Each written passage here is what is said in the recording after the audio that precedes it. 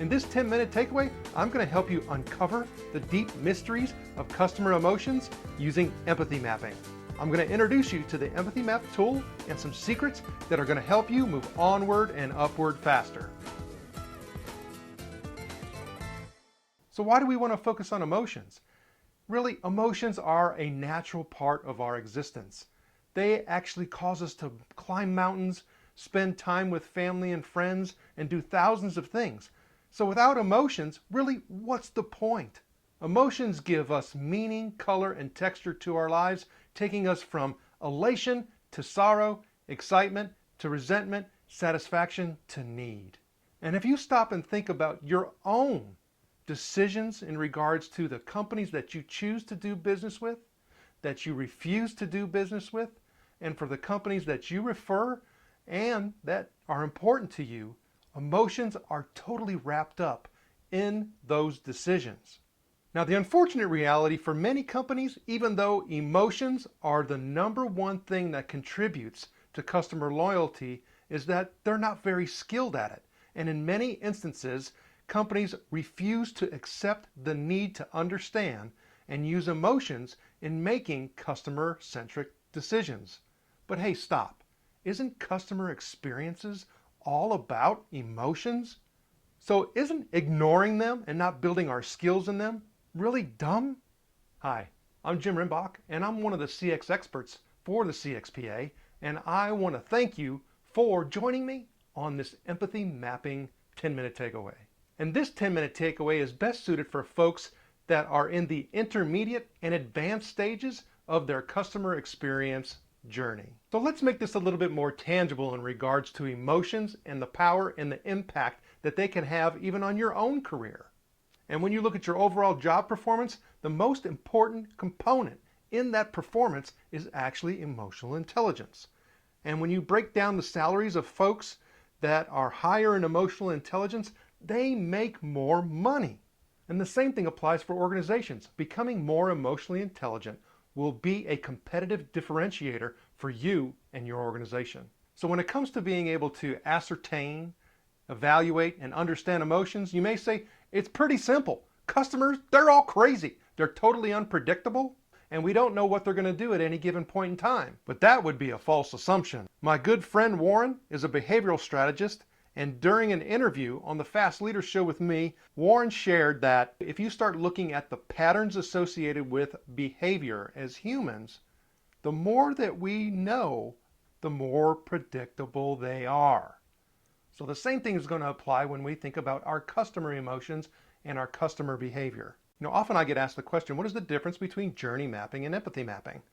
With empathy mapping, we want to go deeper than just those moments of truth and understanding whether or not somebody is happy or irritated by a particular interaction or touch point.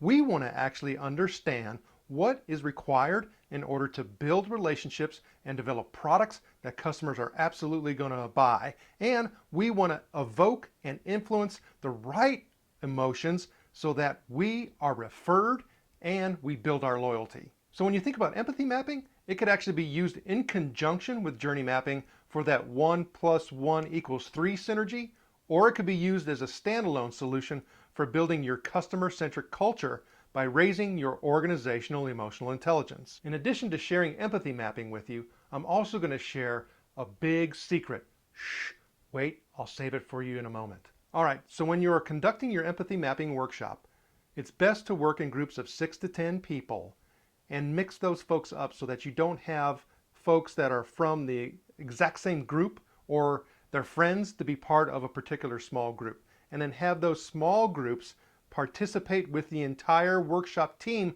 to share the work that they have done with their own empathy mapping activity. In addition to the group makeup size and sharing, you will also want to make sure they complete the map in this order.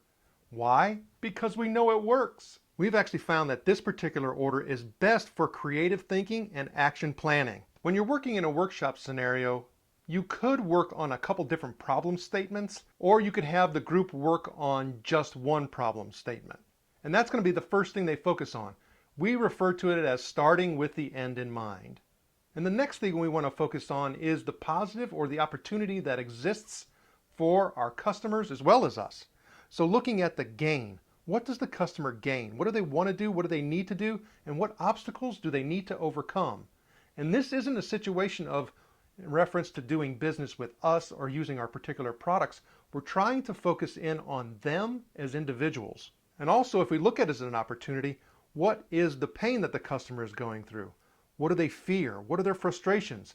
What obstacles do they need to overcome in order to be able to overcome their fear? And then we need to look at, what are they saying? What are they saying not only to us, but what may they be saying in the marketplace? What may they be saying to their friends, to your competitors? Open it up. Don't just think about the actual words and context. Think bigger picture. So then we want to look at some of the things that the customers may be hearing. What are they hearing from their friends? What are they hearing from the people that influence them? What are they hearing from us? Marketing messages, customer service. And then what are they seeing? What are they seeing from us? What are they seeing from our competition?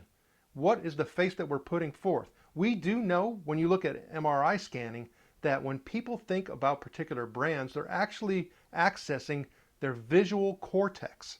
So the reality is, when customers think about you, they're actually putting a face to you as an organization, not just as an individual.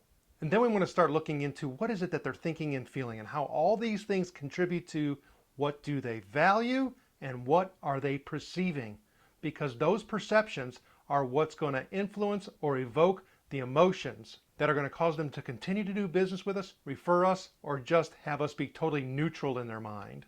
And we want to take all of that information and start creating some action plans with it. What are we going to do different in order to invoke or influence the right emotions by the customer? And who is going to own it? Move that information into an actual ownership situation so that something does in fact get done. All right, so I know you're waiting for that big secret, but we're not there yet. There's one important tip that I need to share with you. Okay, now for all of you folks that are familiar with doing woodworking, you know that if you're trying to put a nail in a hard piece of hickory, it's likely that you're going to end up with a bent nail. What you have to do is drill a pilot hole. Make it easier for that nail to go in. For those who like to bake, you know you need to preheat the oven in order to get those cupcakes to be cooked correctly. Otherwise, you're going to have a gooey mess. Same thing applies with empathy mapping. You have to do something else in order for empathy mapping to receive its greatest impact for you and your organization. So now you could actually do empathy mapping just by itself. However, that would be dumb. And you know what happens when we do dumb things? It ends up in a whole lot of frustration for everybody and a loss in credibility for somebody, and you don't want that to happen. Look, the empathy map is just a tool. The artistry comes from improving your skills so that you can have the greatest amount of success with using emotions to better your organization and your career. So it's really important to build your skills and knowledge in the components or the competencies of emotional intelligence. And there's actually 54 of them. A lot of people talk about empathy, but empathy is only one of the 54.